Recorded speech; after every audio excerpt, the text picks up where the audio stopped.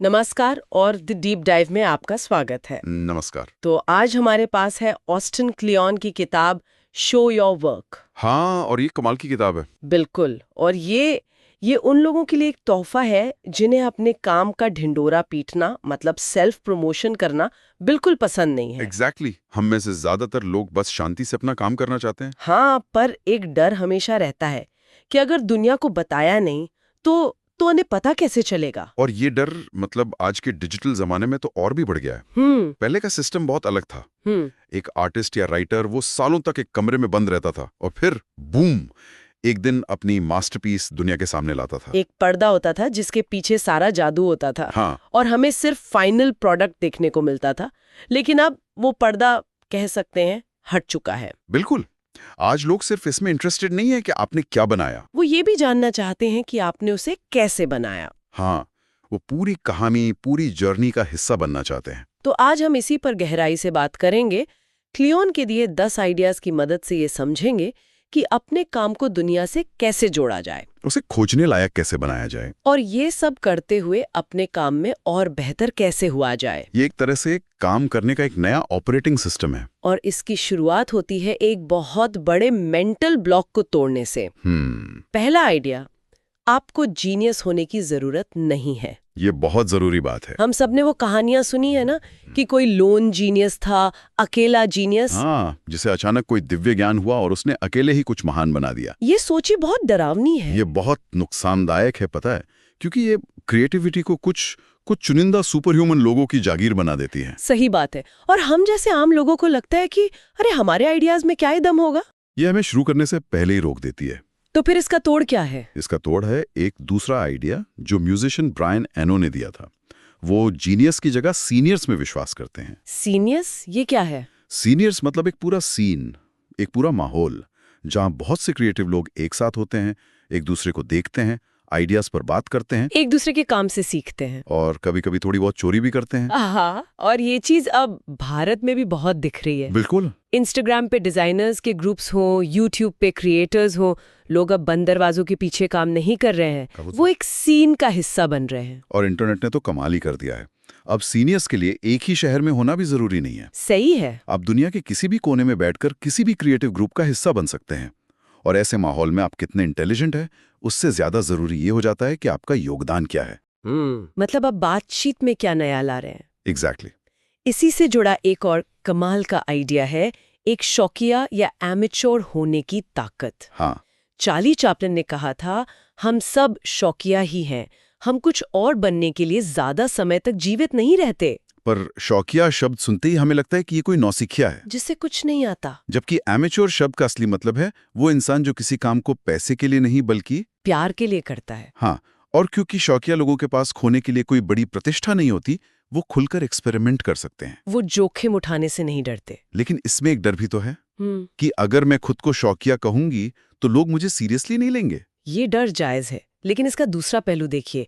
शौकिया लोग खुले में सीखते हैं, वो अपनी गलतियां भी दिखाते हैं और अपनी जीत भी, और इससे दूसरे लोग उनसे सीखते हैं। इसका एक बेहतरीन उदाहरण है रेडियोहेड बैंड के थॉम यॉर्क। ओ हाँ, जब भी उन्हें लगता है कि उनका संगीत पुराना या रिपीटेटिव हो रहा है, वो जानबूझकर ऐसे म्यूजिक इंस्ट्रूमेंट्स उठाते हैं जो उन्हें बजाने नहीं आते, ताकि वो फिर से एक बच्चे की तरह, एक शौकिया की तरह सोच सकें। बिल्कुल, ताकि कुछ नया और अनएक्सपेक्टेड निकल कर आए। और ये सब करके आप असल में अपनी आवाज खोज रहे होते हैं। हाँ, जैसा लेखक डैन हार्मन कहते हैं, अपनी आवाज खोजो, उसे छतों से चिल्लाओ और तब तक करते रहो जब तक कि तुम्हें ढूंढने वाले लोग तुम्हें ढूंढ ना लें। इसका सबसे पावरफुल उदाहरण शायद फिल्म समीक्षक रॉजर एबर्ट का है।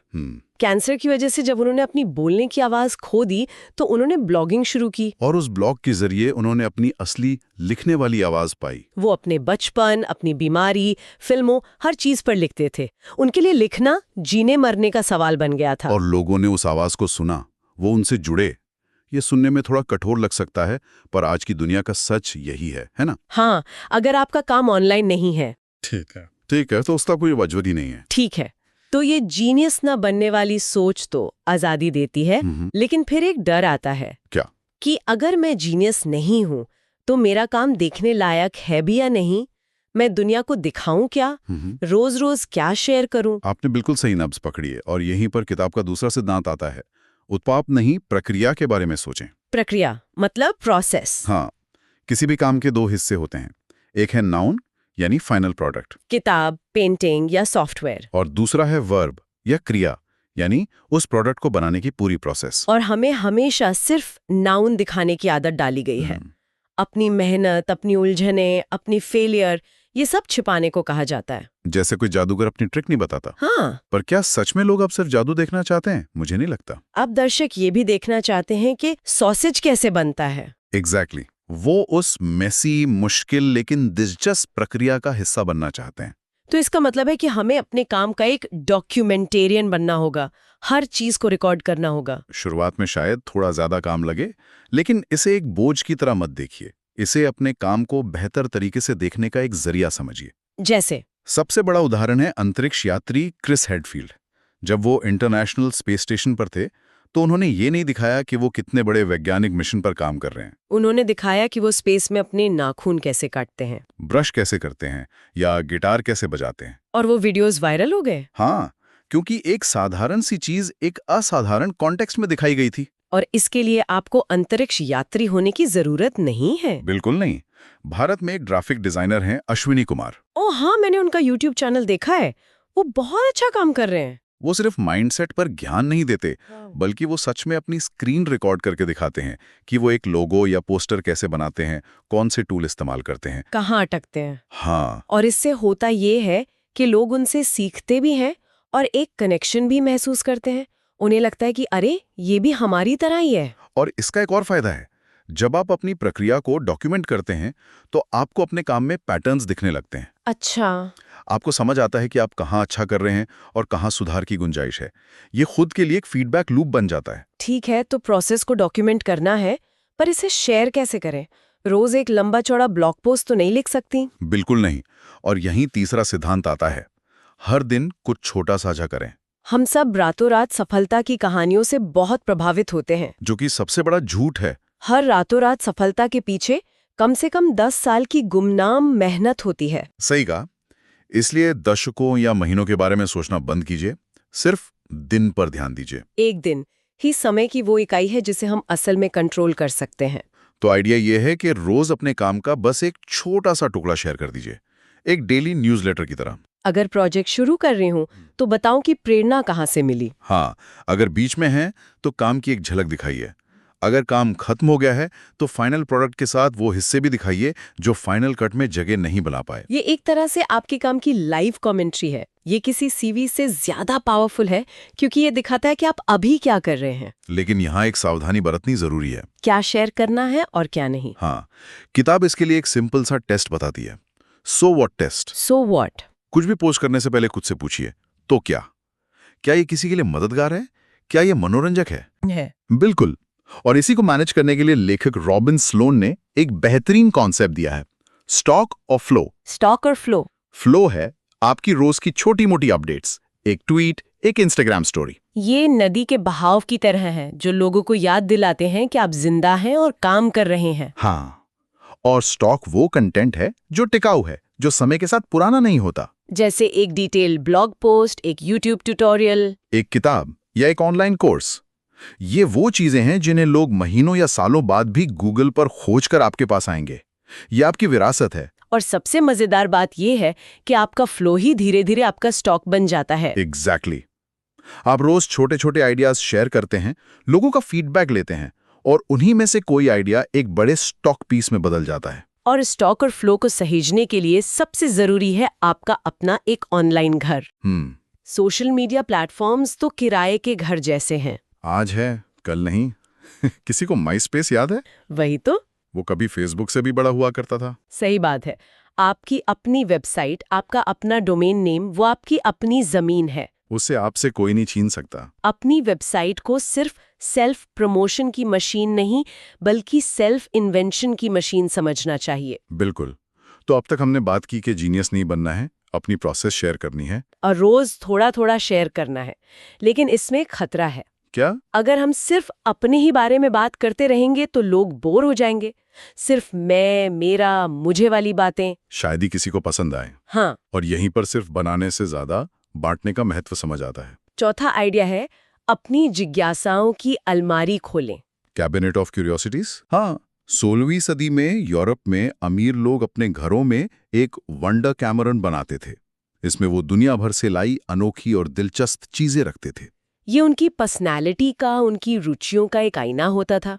हम सब भी तो यही करते हैं, अनजाने में। हमारी बुकशेल्फ पे रखी किताबें, हमारी स्पॉटिफाई प्लेलिस्ट, जिन लोगों को हम ट्विटर पर फॉलो करते हैं, ये सब हमारी जिज्ञासाओं की अलमारी ही तो है। और जब आप ये चीजें शेयर करते हैं तो आप लोगों को ये बताते हैं कि आप कौन हैं। और जब आप किसी और का काम शेयर करें तो उन्हें पूरा क्रेडिट दें। सिर्फ नाम लिख देना काफी नहीं है। उनकी वेबसाइट या सोशल मीडिया का लिंक जरूर दें। ये दिखाता है कि आप एक सिक्योर इंसान हैं जो दूसरों की प्रतिभा को सराहता है। और क्यूरेशन के साथ ही आती है सबसे जरूरी स्किल, कहानी सुनाना। हाँ, कई कलाकार ये घिसी-पिटी बात कहते हैं, मेरा काम खुद बोलता है। जो कि सच नहीं है। बिल्कुल सच नहीं है। काम कभी खुद नहीं बोलता। उसे एक कहानी चाहिए, एक संदर्भ चाहिए। इसे समझने के लिए एक प्रयोग किया गया था जिसका नाम था सिग्निफिकेंट ऑब्जेक्ट्स।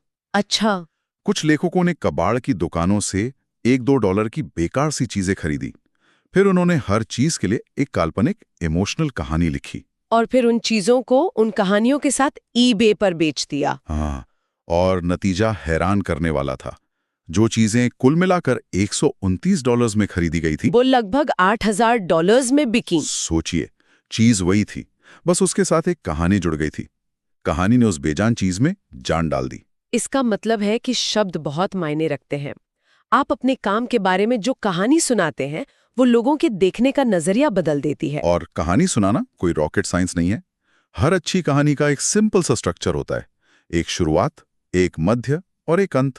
एक किरदार है, वो कुछ हासिल करना चाहता है, रास्ते में मुश्किलें आती हैं और अंत में वो या तो जीतता है, हारता है या कुछ सीखता है। अपने काम की यात्रा को इसी स्ट्रक्चर में ढालकर बताइए, लोग जरूर सुनेंगे। तो चलिए आज के इस पूरी बातचीत को समेटते हैं।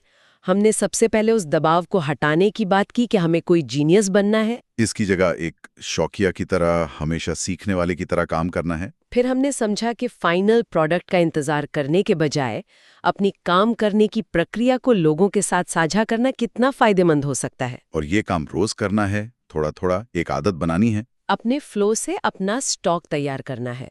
और ये सब करने के लिए अपना एक ऑनलाइन घर यानी वेबसाइट बनाना बहुत जरूरी है। और आखिर में सिर्फ अपना ही नहीं, दूसरों का अच्छा काम भी शेयर करना है और अपने काम को एक अच्छी सच्ची कहानी के साथ दुनिया के सामने रखना है। ये सब मिलकर आपके काम को सिर्फ एक प्रोडक्ट नहीं बल्कि एक पहचान देते हैं। ये अपने काम को दुनिया के सामने रखने का एक बहुत ही मानवीय और प्रामाणिक तरीका लगता है। कोई चीचलाहट नहीं, कोई झूठा प्रचार नहीं। और अंत में श्रोताओं के लिए एक विचार।